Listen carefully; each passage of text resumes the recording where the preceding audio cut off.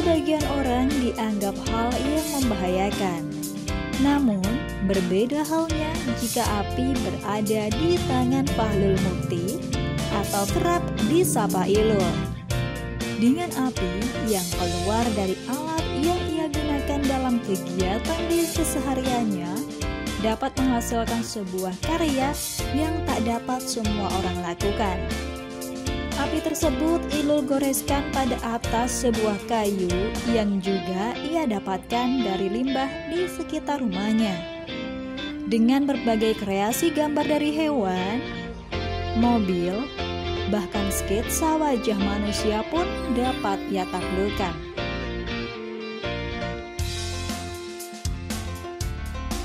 Pen burner, alat yang ia gunakan, telah membuat hasil karyanya sampai dikenal di berbagai kota. Dari mana ia bisa membuat karya tersebut? Dan teknik apa yang ia gunakan? Ikuti ngecangkruk saya bareng Fahlul Mukti atau Ilul di Cangkrukan Yogyakarta.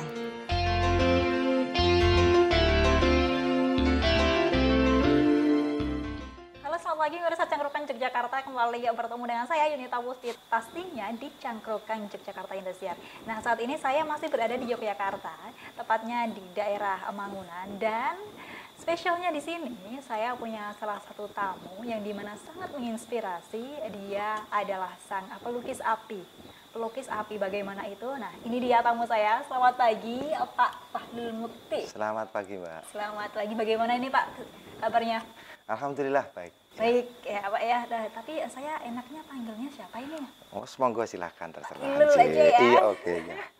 Pak Ilul ini pemirsa beliau adalah seorang pelukis api, dan di belakang ini bisa dilihat adalah hasil karya dari Pak Ilul yang sudah sangat banyak sampai segini, Pak.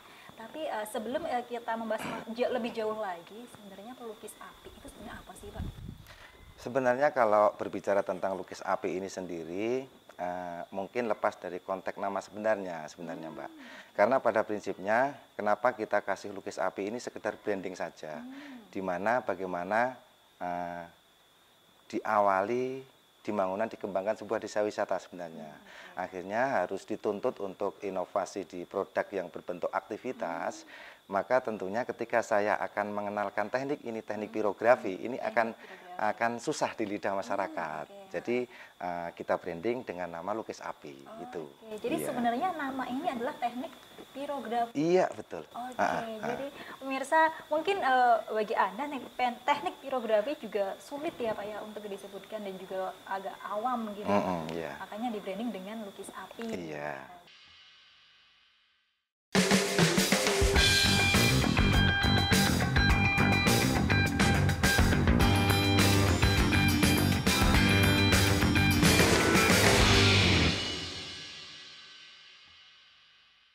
Kita membahas mengenai produksinya ini sendiri.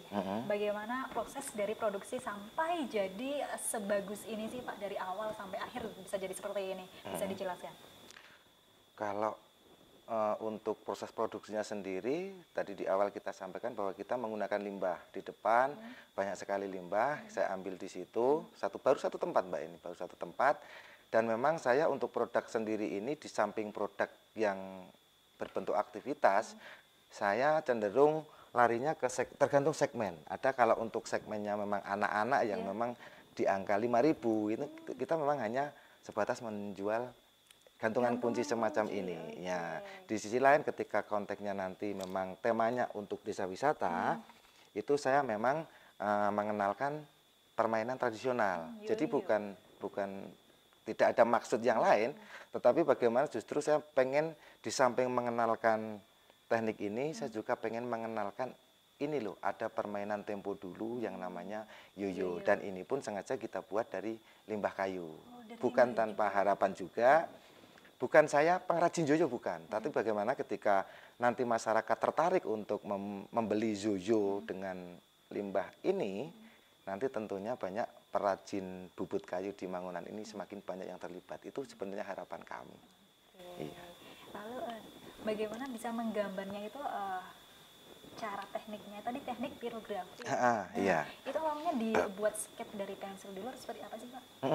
Tetap kita buat sketch dulu pakai pensil. Nah, setelah ketika apa namanya sketchnya sempurna semacam ini, Mbak, tentu tinggal kita menuangkan gorisan itu memakai apa namanya pena pirografi ini. Pena pirografi. Jadi nanti setelah sketsanya sudah sempurna baru kita memakai yang pena ini. Jadi pemirsa, sebelum dilukis dari pena yang mengeluarkan api dan juga panasnya tadi, sebelumnya dibuat sketsanya dulu. Pemirsa, contohnya seperti ini masih dibuat dari pensil ya Pak ya? Pensil ya. Pensil dulu pemirsa, sketsanya dari pensil. Setelah ini jadi dari pensil ini, lalu dibuat dengan penanya tadi.